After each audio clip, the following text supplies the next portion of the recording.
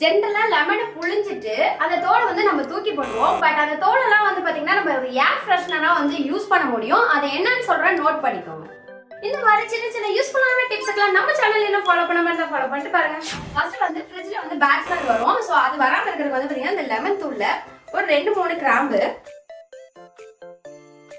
கொஞ்சமா ஏலக்காய் வந்து நான் பொடி பண்ணி வச்சிருக்கேன் இல்லையா, அந்த ஏலக்காய் தூளை போட்டுக்கோங்க. இது அப்படியே ஃப்ரிட்ஜ்ல வச்சிட்டீங்க அப்படின்னா அந்த பேட் ஸ்மெல் எதுவுமே வராம இருக்கும். நம்ம ஃபிளாஸ்க் பாட்டில் எல்லாம் க்ளீன் பண்றப்ப பாத்தீங்கன்னா இந்த மாதிரி தோலை வந்து நம்ம அதுல போட்டுட்டு நல்லா சுத்தண்ணி போட்டு நல்லா வாஷ் பண்ணிட்டோம்னு வச்சுக்கோங்களேன், நல்ல ஒரு ஸ்மெல் கிடைக்கும். தேர்ட் வந்து பாத்தீங்கன்னா சிங்க் வந்து பாத்தீங்கன்னா பாத்திரம் எப்பவுமே போட்டுட்டே இருக்கிறதுனால ஒரு மாதிரி பேட் ஸ்மெல்லா இருக்கும். அதுவும் நம்ம நைட்ல நிறைய கரப்பாம்பூச்சிலாம் வரும். சோ அதெல்லாம் வராம இருக்கிறதுக்கு ஒரு லிக்விட் எப்படி தயார் பண்றது நம்ம இருக்கும்.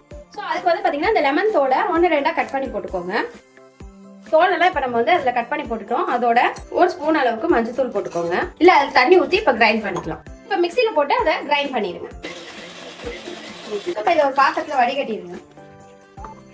ஸோ இப்போ இதை ஸ்ப்ரே பாட்டில் ஊற்றிட்டு நம்ம நைட்டு படுக்கிறதுக்கு முன்னாடி இந்த மாதிரி நம்ம சிங்க்லையும், ஸோ அதுக்கப்புறம் வந்து பார்த்தீங்கன்னா நம்மளோட கிச்சன் டைல்ஸ்லாம் வந்து ஸ்ப்ரே பண்ணி விட்டீங்க அப்படின்னா கரப்பாம்பூச்சி இந்த மாதிரி நம்ம டெய்லியுமே ஸ்ப்ரே பண்ணும்போது வந்து பார்த்தீங்கன்னா நல்லா ஃப்ரெஷ்ஷாக இருக்கும். ப்ளஸ் வந்து பார்த்தீங்கன்னா கரப்பாம்பூச்சி பூச்சி எல்லாம் எதுவுமே வராமல் இருக்கும். கண்டிப்பாக இது ஒரு யூஸ்ஃபுல் டிப்ஸாக இருக்கும். நீங்கள் ட்ரை பண்ணி பார்த்துட்டு மற்றவங்களுக்கு ஷேர் பண்ணிடுங்க.